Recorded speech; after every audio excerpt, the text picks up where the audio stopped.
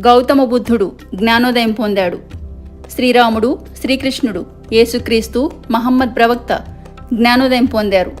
మహాశివుడు, మహావీరుడు, మహావతార్ బాబాజీ, సీతామాత, రాధామాత, దుర్గామాత, లక్ష్మీమాత, సరస్వతీమాత, ఇంకా ఎందరో ఋషులు, మహర్షులు, బ్రహ్మర్షులు జ్ఞానోదయం పొందారు. వారంతా దేవుళ్ళుగా వెలుగుతున్నారు.